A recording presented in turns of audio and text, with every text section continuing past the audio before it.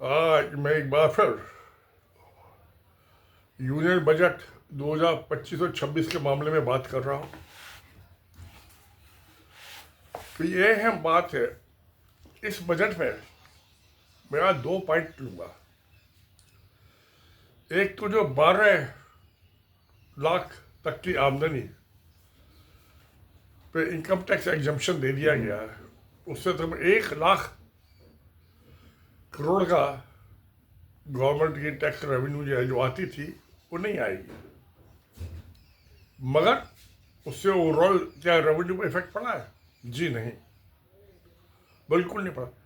1 लाख करोड़ रुपया में 12 लाख तक की इनकम, आप महंगाई लगाइए, फिजिकल इन्फ्लेशन लगाइए, उसको जोड़ते चले जाइए तो कुछ ज़्यादा रिलीफ नहीं मिला है इनकम टैक्स पे को। मैं तो इनकम टैक्स को ख़त्म ही करने के फेवर में हूँ। भाई इनकम टैक्स ले लो या जीएसटी ले लो, आमदनी हो उस पर भी टैक्स, उसको इस्तेमाल करो तो उस पर भी टैक्स। पजामा भी उतार लो, जांघिया भी उतार लो, कच्छा भी उतार लो। गलत बात है, अनइथिकल है। ये इनकम टैक्स कब लगा था, क्यों लगा था? बेसिक फंडामेंटल चीज़ें है। 1923 में 1923 में ये बर्मा में अराकान जो इलाका है पहाड़ी, चाइना के साथ का जो बॉर्डर का है ये, और चटगांव जो बांग्लादेश का बॉर्डर वहाँ तक आता है, वो इलाका जहाँ रोहिंग्या होते थे। तो वो शुरू से ही तक समझो, अब 2023 और 1923, अब 2025, 100 साल लगा लिए मोटे तौर पे। तो वह गड़बड़ कुछ ना कुछ होती रहती थी, वायलेंस। तो उस टाइम क्राउन गवर्नमेंट थी इंडिया में। अब वहाँ पे फौज भेज के अमन शांति कायम करनी है, क्योंकि बर्मा भी इंडिया का पार्ट था। तो उसके लिए वो फौज भेजी, आर्मी। तो उसके ऊपर जो खर्चा होना था, उस खर्चे की रिकवरी के लिए ये इनकम टैक्स लगाया गया था। उससे पहले कोई इनकम टैक्स नहीं था इंडिया। 1923 से पहले भारत में कोई इनकम टैक्स नहीं था, बिल्कुल नहीं था। न औरंगजेब के ज़माने में था, न बाबर के ज़माने में था, न चंद्रगुप्त मौर्य के ज़माने में था, न अब्राहम इब्लादी के ज़माने, न अलाउद्दीन खिलजी का कभी नहीं था इनकम टैक्स। एक्सपेंडिचर टैक्स तो था, जिसको आप जीएसटी बोलते हैं। तो इस इनकम टैक्स को कौन ही अवॉलिश कर दिया है? अब तो कोई हम हिंदुस्तान की फौज बर्मा जा नहीं रही लड़ने के लिए, फौज की जरूरत ही नहीं है। मोदी जी ने कह दिया यूक्रेन वार की कि अब जो this is not year of war, ये युद्ध के जमाने खत्म हो गए हैं। सच बोला था। तो फिर ये फौज क्यों चाहिए? और फिर जब फौज नहीं चाहिए तो इनकम टैक्स को चाहिए? कोई लॉजिक नहीं है। तो एक तो बात ये हुई। दूसरी जो इसमें, एक जब आप कहते 1 लाख करोड़ रुपया का टैक्स रेवेन्यू जो फोरगो हो गया, चला गया 12 लाख तक का एग्जाम करने से, मगर इसमें 5 लाख करोड़ जो बजट 25-26 में इंक्रीज हो गया, बढ़ गया। वो 5 लाख करोड़ कहां से आए? कहां से आए मेरे प्यारे दोस्तों? उसमें 1,80,000 करोड़ वो सिर्फ जो है इनकम टैक्स है, उसमें 5 लाख करोड़ है। तो 1 लाख करोड़ का आपको घाटा हो गया, तो मुनाफा कैसे हो गया 1,80,000 करोड़ का? लूटपाट मची है, धोखा धोखा धोखा, लूट लूट लूट। और उसने ट्रम्प साहब जो अमेरिका में आए, बहुत बड़े बिजनेसमैन, बड़े काबिल आदमी हैं, महारथी हैं, बहुत बोल्ड आदमी है। मोदी तो डरपोक है, गिदड़ गिदड़ भड़की भपकी देता, कुछ नहीं करता है। तो उन्होंने कहा भी हम टैरिफ लगाएंगे, इंडिया बड़ी हाई इकोनॉमी है, अमेरिका से जो आता है माल उसको बहुत टैक्स लगाते हैं, तो इसके कानून बैठते हैं। और हम, अब मोदी डर गया, कानून बैठा। वो 6 फुट का आदमी तगड़ा, मेरा कान ना, मैं बुच्चा ना हो जाऊं बिना कानून का। तो डर के मारी 20% टैरिफ कम कर दिया इम्पोर्ट पर। जो इंपोर्ट होता है कस्टम ड्यूटी 20% कम कर दी। क्या हाल है? और जिससे वहां जो मैन्युफैक्चर हो रहा माल, एम्प्लॉयमेंट यूएस के आदमी को मिल रहा है, और हिंदुस्तान के आदमी को जो उसको नुकसान कर दिया 20% आपने, रेवेन्यू कम हो गई जो टैक्स लगा रखा था। तो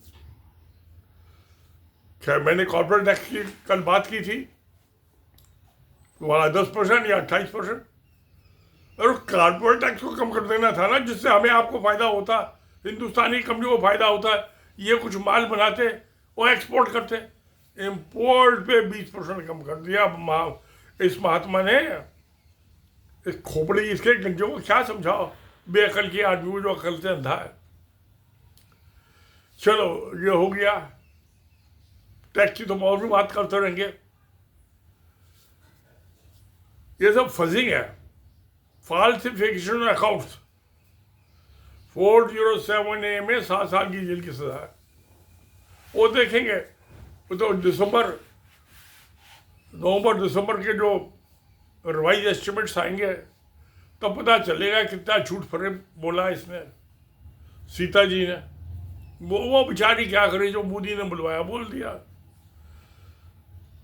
वो तो जैसे मैं आप भले आदमी ऐसे वो भी महिला बड़ी है लेडी, क्या करे, मजबूरी है। अब दूसरी और बात चालू हो गई। जो ये था यूएस एड एजेंसी, भाई जो एनजीओ होते हैं, जो गरीब होते हैं, एड्स का प्रोग्राम चल रहा है, कई एजुकेशन का प्रोग्राम चल रहा है, जहाँ की सरकारें अपने बच्चों को पढ़ा नहीं पाती, स्कूल नहीं खोल पाती, सेमी टीचर पैरा टीचर रख देते हैं जो खुद ही पढ़े लिखे हैं, वो बच्चों को क्या पढ़ाएंगे। तो यूएस एजेंसी, वो जब जॉन एफ कैनेडी होते थे यूएस के प्रेसिडेंट, उनकी हत्या हो गई थी, मर्डर हो गया था उनका डलास में। तो उन्होंने ये डिपार्टमेंट बनाया था। इसका काम क्या था? बहुत सारे काम थे, आप गिनते गिनते थक जाएंगे कि भाई एड्स हो रही है, बीमारी, हेल्थ का कोई इशू है, कि भूखमरी हो रही है, वो अनाज दे दो मुफ्त, दवाइयाँ दे दो, तो एजुकेशन में हेल्प कर दो। तो वो जगह जगह एनजीओज होते थे सब कंट्रीज में, उनको वो पैसा देते उनके थ्रू, और जो मिनिस्टर को भी देते वो जासूस बन गए ना।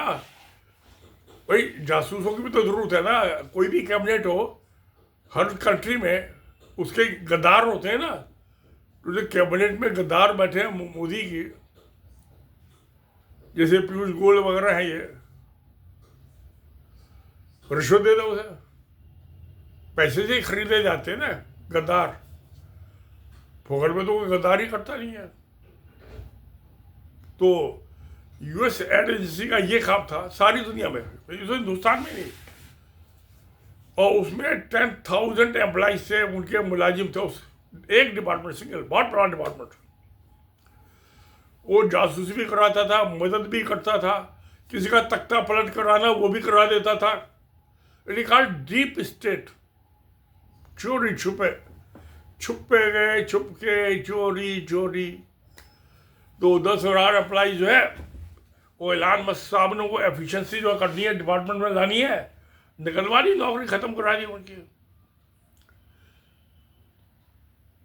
चलो भाई, उनका देश, उनके मुलाजिम, हमको आपको क्या लेना देना। भाई हिंदुस्तान पे क्या हो, जैसे शेख हसीना का तख्ता पलट करा दिया बांग्लादेश में उस एजेंसी वालों ने। वो एक और था पाकिस्तान इमरान खान, उसका भी तख्ता पलट कर, उसने पहले ही कहा कि ये मेरे एम्बेसी वालों को ये मैसेज आया, मेरा तख्ता पलटो पलटो, पलट दिया फौजियों ने। ऐसी बांग्लादेश में शेख हसीना, जो इसके गर्लफ्रेंड है मोदी की, उसका तख्ता पलट दिया। चलो हमें आपको क्या लेना दे, कोई किसी का करे, कोई किसी की गर्लफ्रेंड किसी के साथ भाग जाए, आपको क्या लेना देना। शादी करे, लिव इन रिलेशनशिप रहे, तो आजकल कुछ शायद ऐसे ही चल रहा मामला, पता नहीं, असलियत कुछ पता नहीं चलती। अब चलो, ये भी हो गया, एड एजेंसी बंद कर दी। अब पाकिस्तान भी दुखी है, मोदी सरकार का ये भारत भी दुखी है, क्योंकि इनको भी एड्स वगैरह प्रोग्राम होते हैं, वर्नियर डिजीज जो आती है, बीमारी हो जाती हैं, मर जाते हैं आदमी, उसका इलाज हुआ तो उसके लिए पैसे देते थे। वो तो शायद मोदी को भी हो ऐसी बीमारियाँ, ये भी खुराफाती है। अपनी बीवी को भगा दिया और दूसरों के साथ मौज मस्ती कर रहा है। क्या कर, हमें क्या, आपको क्या लेना देना? हम कौन से साधु संत महात्मा बैठे हुए हैं जो दूसरे की ऐप ढूंढते फिरे? हमें जरूरत नहीं है, हम भी तो खुराफाती हैं, कौन सी शरीफ आदमी है। अब 80 साल के वो तो क्या हुआ, वो 73 साल का, मैं 80 का हो गया, मेरे सामने तो बच्चा ही है मोदी। तो भाई एक्ट का जो प्रोग्राम हुआ, तो अब इससे तख्ता पलट से तो ये हो गया, मोदी अब मेरे घर में 10-20 आके नहीं घुस जाएंगे, अब मुझे भी कुत्ता पजामा छोड़ के भागना पड़ेगा। बांग्लादेश तो जाएगा नहीं, ये पता नहीं कहाँ जाएगा, चीन भाग जाएगा शायद, भाग जाए।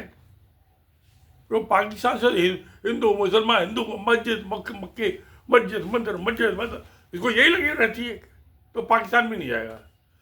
और जब तक वो महात्मा बैठा हुआ वहाँ पे, मोहम्मद यूनुस, वहाँ पे भी नहीं जाएगा, क्योंकि वो वहाँ पे भी 17 करोड़ की आबादी में 1,30,00,000 तो हिंदू है ना, बाकी तो वही है।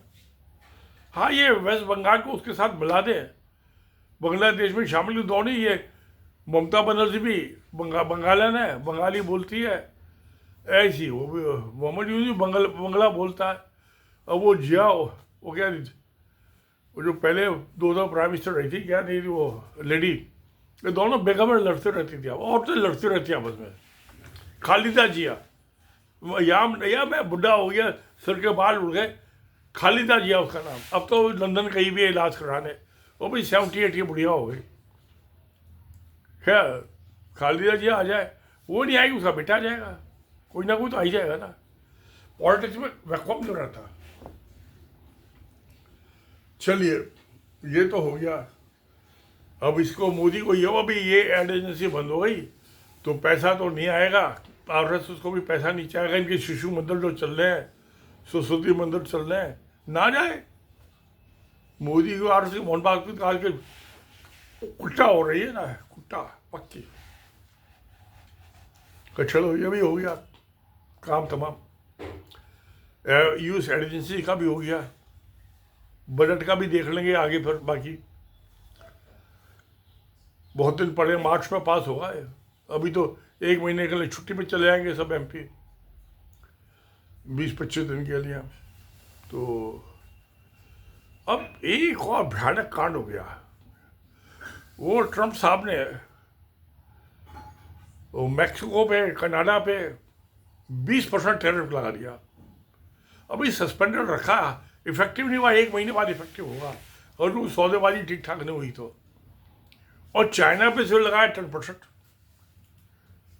कि भाई जिनपिंग साहब नाराज ना हो जाए, बड़े, वो भी बड़े योद्धा है। और मोदी साहब ने तो डर के मारी पहली 20% का पकड़ दिया, नहीं तो इसकी भी ऐसी तैसी मारता ट्रंप। वो है ना, वो नहीं डर रहे, मैक्सिको नहीं डरा, कनाडा नहीं डरा, वो कह रहा आजा हो जाए गुत्था गुत्था। वो ट्रेड वार चालू हो गए। अब ये जब युद्ध चालू होता तो उसे कि ये मैक्सिको कनाडा तक ही थोड़ा रहेगा, चाइना तक तो, ये यूरोपियन यूनियन, नाटो, सेंटो तो खत्म हो गया, नाटो रह गया यूरोप।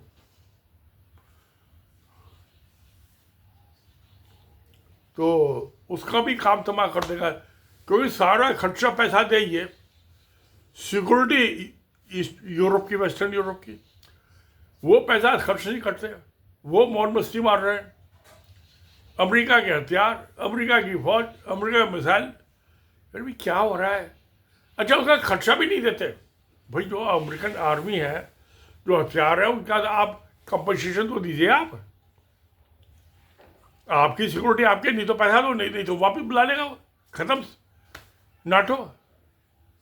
तो मुझे दिखाई दे रहा है कि ये नाटो भी खत्म हो जाएगा। रशियन वो पुतिन वो तो झगड़ा ही नहीं करना चाहता है। तो जो एक्सपेंशन हो रहा था नाटो का, उसी की वजह से ये यूक्रेन की वार हुई। ना ये एक्सपेंशन करते ना वार होती। अमेरिका को उससे बड़ा नुकसान हुआ है, हथियार भी इनके, पैसा भी इनका, और चौनी वापस नहीं लौट के आनी। मारे गल गुलफाम तो यूक्रेन की लड़ाई, और ये टैक्स का जो है आखिर में झुकना ही पड़ेगा भाई। बड़े दादा के सामने मोहल्ले का जो लफंगा टिक नहीं पाता। तो मेक अमेरिका ग्रेट अगेन, उसका जो नारा जिस काम के लिए प्रेजेंट बना है वो हो जाएगा भाई। जब खर्चा जो वेस्टफुल एक्सपेंडिचर है उनको बचाएगा तो ग्रेट ही हो जाएगा ना, नहीं होगा तो क्या बनेगा। तो यूरोपियन यूनियन, नाटो, वो सेविंग, ये ad agency, US ad agency, ये बंद। 10,000 आदमी तनख्वाह नहीं देनी पड़ेगी। और जब बंदर बाट हो रही थी थोड़ी थोड़ी वो खत्म। पनामा कैनाल भी अब कुछ बातचीत हो गई है, तो वो भी आ जाएगी वापस।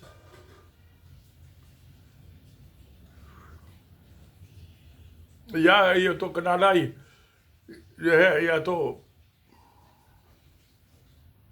91 स्टेट पंजाब फिलीपींस ने भी कोशिश की थी, वो तो नहीं हुआ। चीन के डर के वजह से अमेरिका ने शामिल नहीं किया है। कनाडा में ऐसा कोई जोखिम नहीं है यूएस को, क्योंकि फिलीपींस तो चाइना के साथ लगा हुआ उसके जूते के नीचे। हालांकि वहाँ की फिलीपींस की 85% पॉपुलेशन क्रिश्चियन है, ईसाई हैं, नेक भले आदमी हैं। और फिर जब कनाडा उसके ऊपर जो थोड़ा सा है ना ग्रीनलैंड, उसमें क्या वो खरीद लेगा उसे ट्रम्प। जैसे रशियन जहाज से वो खरीद लिया था ना एक स्टेट जो कनाडा के साथ जो लगा हुआ है, क्या नाम है उसका, साल के 10 महीने बर्फ जमीन रहती है। ऐसी इसको इधर छोटा सा सस्ते में मिल जाएगा।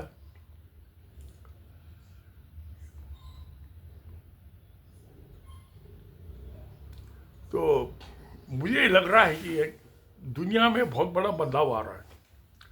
और ट्रम्प साहब ने तो पहले ही कह दिया कि भाई हम यूएस और चाइना मिल के दुनिया में जहाँ भी कहीं दखलंदाजी कहीं नहीं करे, लड़ाई झगड़ा होगा उसको लड़ाई झगड़ा नहीं होने देंगे।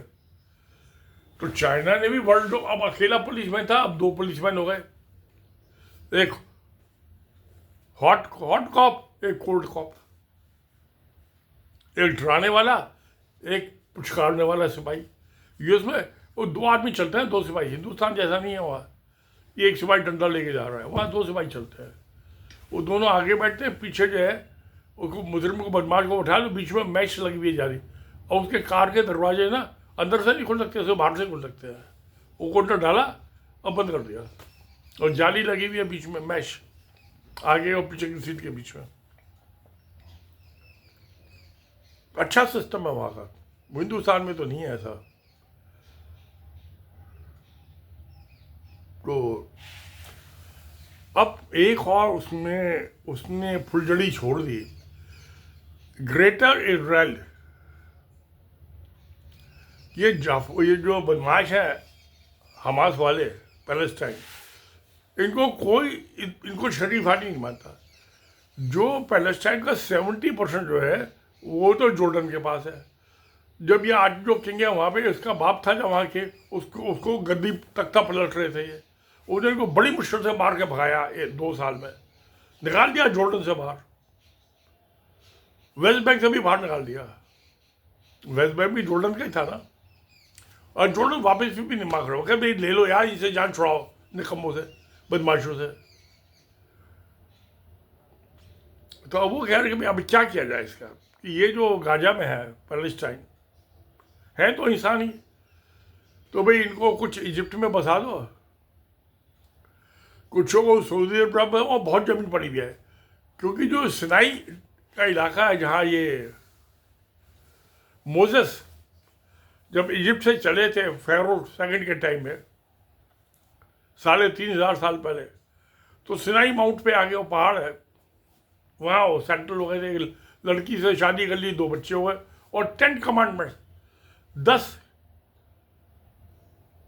जो देवदूतों ने उनको मैसेज भेजे वो एक पत्थर पर खुद गए, एंग्रेव हो गए, आसमान से आते थे और गोल्डन में। वो स्टोन जो है अभी भी कहीं कहीं अवेलेबल है, शायद जेरूसलम में आजकल अवेलेबल हो, माउंट सिनाई पे थोड़ी तो ज़मीन खाली पड़ी हुई है। 67 की वार में इसराइल ने उस पर कब्जा कर लिया था, माउंट सिनाई और सिनाई पूरा डेजर्ट पे, तो खाली ज़मीन पड़ी, बसा दें उसे, क्या दिक्कत है।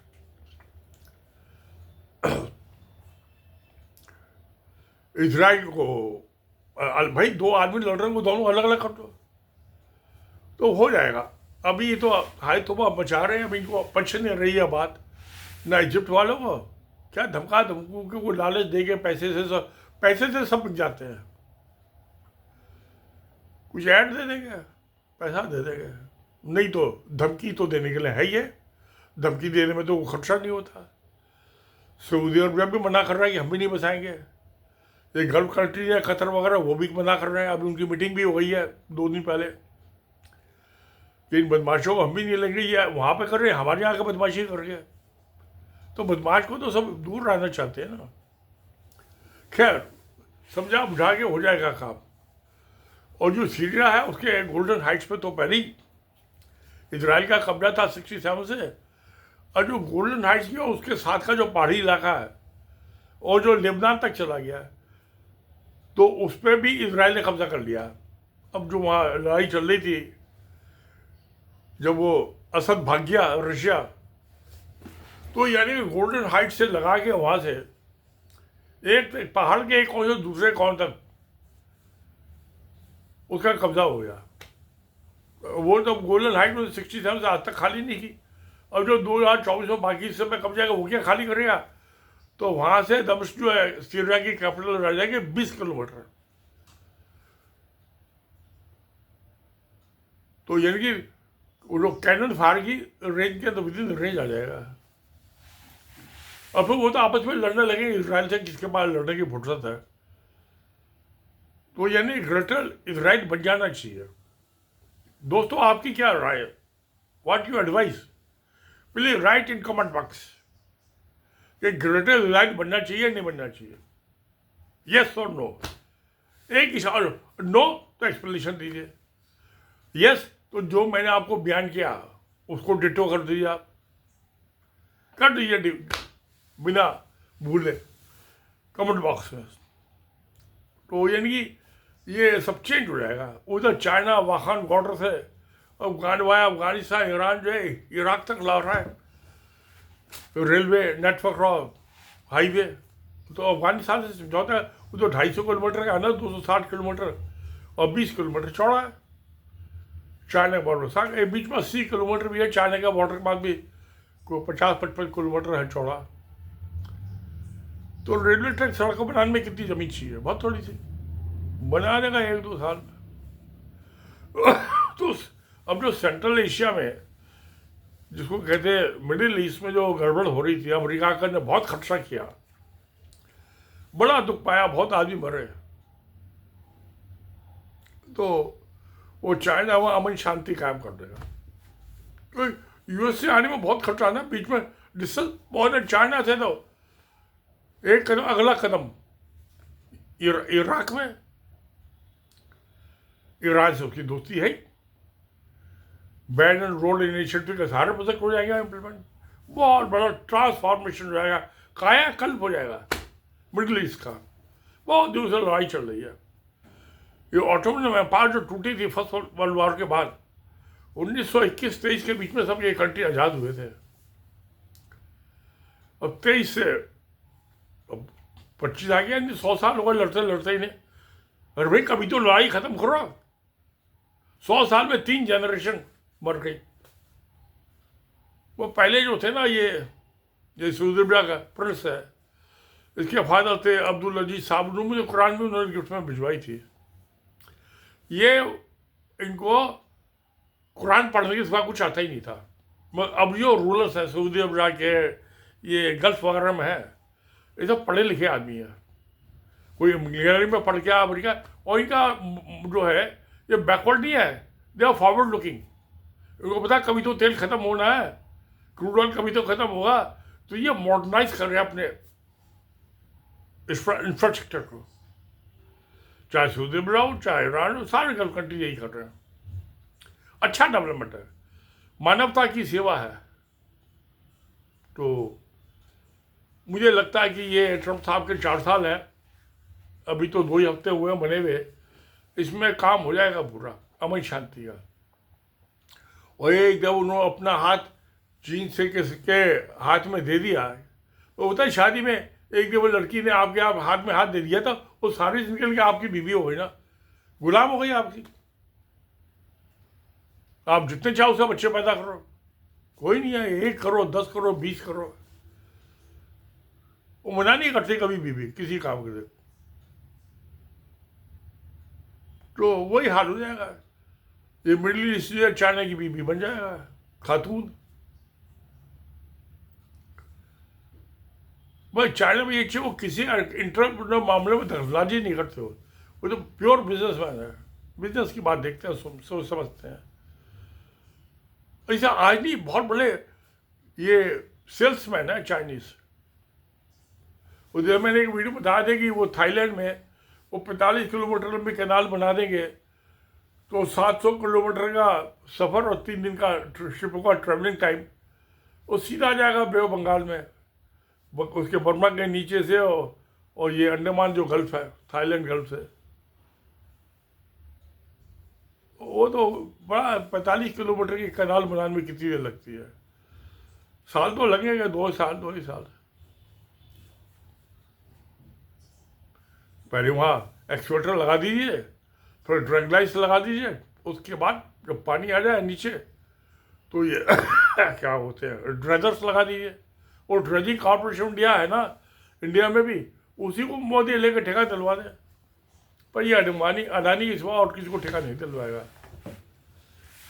इसकी बुद्धि अडानी तक है, उसी पे फिदा है, उसी का दीवाना है, पागल हो गया उसके इश्क में। चलो कोई बात नहीं, इश्क में सब कुछ होता है, दीवाने हो जाते हैं सब, आप भी हो जाते हैं, मैं भी हो जाता हूँ। तो ये ग्रेटर इजराइल बन जाएगा, ये पनामा कनाल वापिस आ जाएगी, यूएस की है वो एक्चुअली वो। हाँ ये नुकसान होगा जो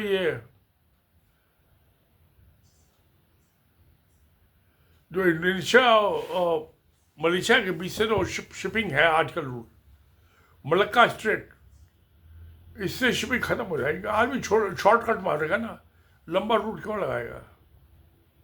उनकी जो पोर्ट्स पे इनकम है रेवेन्यू वो भी कम हो जाएगी, क्या कोई हो जाएगा एडजस्टमेंट।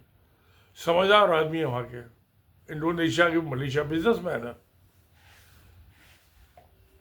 दोनों ही मुस्लिम मेजोरिटी कंट्री हैं। मुसलमान शरीफ आदमी होते हैं मुसलमान। तो मैं इंटरनेशनल जो देख रहा हूँ नक्शा ग्लोब, उसमें बहुत कुछ बदलाव हो जाएगा इन 4 साल के अंदर। और इनका ब्याह हो जाएगा चाइनीज का और मिडिल ईस्ट का, अरब शेखों को भी।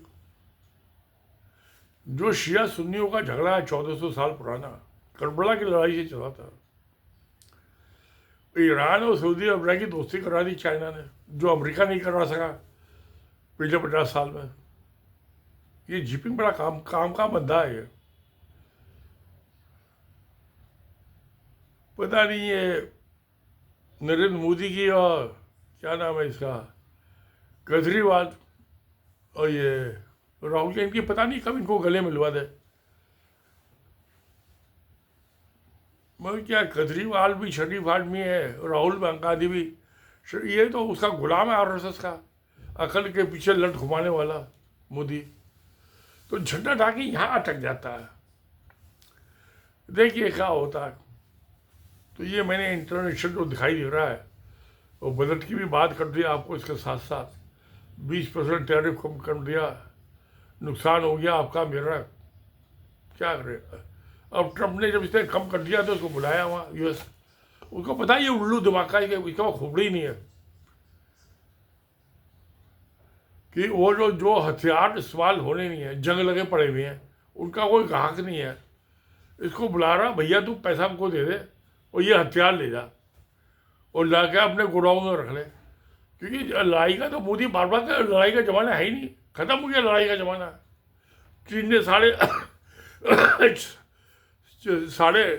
4,500 किलोमीटर में कब्जा कर लिया होगा, तो हमारी है ही नहीं ज़मीन, ले जाओ जिसको दे देगा। तो जो लड़ाई नहीं लड़नी तो हथियार काय के ले लिए, वो बेच दे, जो है इनको भी बेच दे, वो इसको पटा लेगा। वो पटाने में बड़ा एक्सपर्ट है, बहुत लड़की, पता ही शायद की तीसरी शादी है अब जो बीबी है, तो वो एक्सपर्ट है, पटाने का हथियार भेज देगा इसे। जिनका ना जो पहले है उनका इस्तेमाल नहीं हुआ, 71 से आज 2025 आ गया, कितने 53-54 साल हो गए, लड़ाई हुई नहीं। तो ये ले गया हथियार, क्या अगले 50 साल बाद लड़ेगा? वही इसको भी कुछ रिश्वत दे दिवा देगा मोदी को, इसके पार्टी वालों को। वो मैं ख्याल रिश्वत तो नहीं देगा डोनाल्ड ट्रम्प, वो प्योर बिजनेसमैन है। ऐसे घुड़की तड़ीबाजी में से करा लेगा सौदा, ले जा तो हथियार, पैसे दे दे यार। बड़े में हमारे गोडाउन में पड़े, हमारी इंडस्ट्री बंद हो रही है, आदमी को बेरोजगार हो जाएंगे, हथियार नहीं बिकेंगे तो। भाई धंधा तो सबको ही करना है ना। और ये है उल्लू, अकल का नाम ही है इसके पास। तो जाएगा पेरिस से, हमारे पेरिस में बड़ा ब्यूटीफुल सिटी है, सब बिल्डिंगों की 6 स्टोरी हाइट है, एक बिल्डिंग ऐसे वहाँ 12 स्टोरी की, तो सैन रिवर से दिखाई देती है वो। बाकी पेरिस में सारी वो city of light, Paris is called city of light, रोशनी का शहर, ब्यूटीफुल सिटी है। तो चलिए घूम आने दो, थोड़ी देर घूम के आ जाएगा, एक आध दिन पेरिस रुकेगा। मैं तो 5-6 दिन घूमता रहता हुआ, पता नहीं अब याद भी नहीं है। फोटो लग रहे हैं मेरी एफिल टावर वगैरह के पेरिस के। हाँ वहाँ ब्यूटीफुल, क्या गजब का म्यूजियम।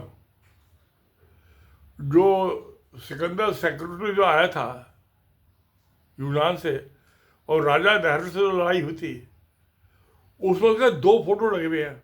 सिकंदर घोड़े में बैठा है, वो नीचे जख्मी जमीन पर पड़ा हुआ है। इंडिया के किसी म्यूजियम में मिलेगी नहीं पेंटिंग, मेरे ख्याल में कुछ 6 फुट बाय 6 फुट की पेंटिंग हो, बहुत बड़ी ब्यूटीफुल पेंटिंग। 32 किलोमीटर का क्या बरामदा कॉरिडोर, पूरे हिंदुस्तान में बड़े बड़े महल किले किसी में नहीं है 32 किलोमीटर का कॉरिडोर। और चलते चलते थक जाए, मेरी तो टांग में तकलीफ हो रही थी, मैं चल ही नहीं पाया। थोड़ा सा देखा जहाँ मोनालिसा का लगा हुआ है वहाँ फोटो पेंटिंग, मैं तो वहाँ बेंच पे लेट गया। अब मेरे बेटे बहू ये बच्चे जो है सब चले गए आगे घूमने, ये घूम के आए तो उन्होंने देखा कि पापा तो लेटे हुए हैं बेंच के ऊपर। तो मैं देख ही नहीं पाया 32 किलोमीटर कहाँ चले भाई, 75-76 साल का आदमी, दोस्त आप 75 की एज में आप चल सकते हो 32 किलोमीटर? और सो ऐसे उठा के पेंटिंग देखते रहो ऊपर, नीचे और जो नीचे का फ्लोर 3 स्टोरी, उसमें इतनी बड़ी सुंदर मार्बल की स्टैचू बनी हुई है, वंडरफुल, गजब की चीज है। लूवर म्यूजियम हिंदुस्तान में तो एक भी नहीं है, मोदी ने बनवाया ही नहीं, कमबख्त ने। 10.5 साल हो गए, कुछ नहीं किया इसने काम। अरे एक म्यूजियम भी बनवा देता है यहाँ पे, उसके मुकाबले का हिंदुस्तान में कौन सा कम आर्टिस्ट है, वो वहाँ चला गया, वो 5 फुट 2 इंच का बच्चा 5 फुट 2 इंच का पैदा होता है क्या, उसमें प्राण प्रतिष्ठा कर दी। अभी जो है ये 3 एक वो शुरू का लड़की को रेप कर दिया, उसमें से एक का नाम तो है वो राम, एक का है वो क्या नाम है, सुखवीर है कुछ ऐसे है। तो रामचंद्र ने शुल का लड़के का बलात्कार करके हत्या भी कर दी, ना ये उसमें प्राण प्रतिष्ठा करता तो पत्थर का बड़ा वो जो कैसे करता है, वो ना सांस चलती, ना उसको रेप कर पाता राम, ना उसका गला दबा पाता है। और पुलिस वालों ने 3 बंदों को पकड़ा तो है, पता नहीं मूर्ति को भी पकड़ा नहीं पकड़ा, ना वो ये मंदिर बनवाता ना वहाँ ये बलात्कार होता।